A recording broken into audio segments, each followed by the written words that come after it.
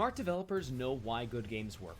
They study the classics, learn the strengths of game design, and expand upon them to create something stronger.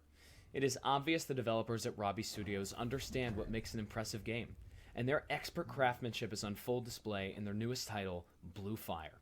Combining the best aspects of 2D and 3D platformers and action-adventure games, Blue Fire captures something magical, both in its challenging gameplay and mysteriously lush world.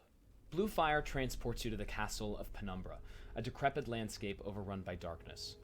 Your voyage will see you winding through treacherous platforming, completing puzzles and dungeons, and fighting against some aggressively quick bosses. Blue Fire's presentation is gorgeous. Drawing inspiration from The Legend of Zelda: The Wind Waker, cel-shaded graphics are warm, vibrant, and ensure the game will age beautifully. The world of Penumbra is a joy to explore.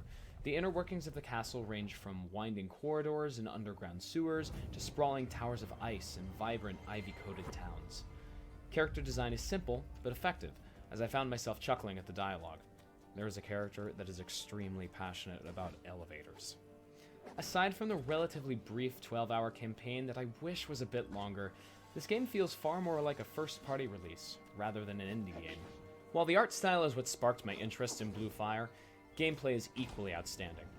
Merging the jumping and dashing of 2D platformers such as Hollow Knight and the combat and exploration of almost every 3D Zelda, the core gameplay is implemented splendidly. Blue Fire's heart is its strong platforming, and it is interwoven into every aspect of gameplay. Take the Voids, for example. These otherworldly realms pit you against treacherous platforming, and you will have to jump, dash, and wall climb your way to the goal. The challenge is great, but the reward is well worth it, an extra health bar. These platforming challenges extend outside of Void areas as well.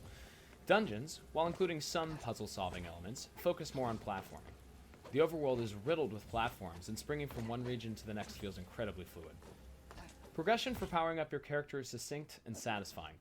Defeat enemies to expand your stamina bar, find hidden chests to get stronger swords for combat, and most importantly, complete side quests to unlock spirits. Spirits are customizable abilities that range from increased attack distance and movement speed to stronger mid-air attacks and bulkier shields. My favorite of these was increased dash distance, which made previously risky jumps far less heart-wrenching. When combined with the double jump and high jump abilities, it feels as though you are flying across the map. You can also receive different tunics for your character, but I wish they were equipped with special abilities, rather than just for spicing up your wardrobe. The one qualm I have about the journey itself is that at its halfway point, Blue Fire abandons its Zelda-like dungeon structure and turns to fetch quests and backtracking to unlock a series of bosses. With only 2 dungeons, both of which are nicely fleshed out, the race to the end of the game felt a bit hurried and abrupt. Combat is not as fleshed out as platforming, but still enjoyable. Most enemy encounters involve dodging attacks before waiting for an opening to dash in and perform a series of sword swipes.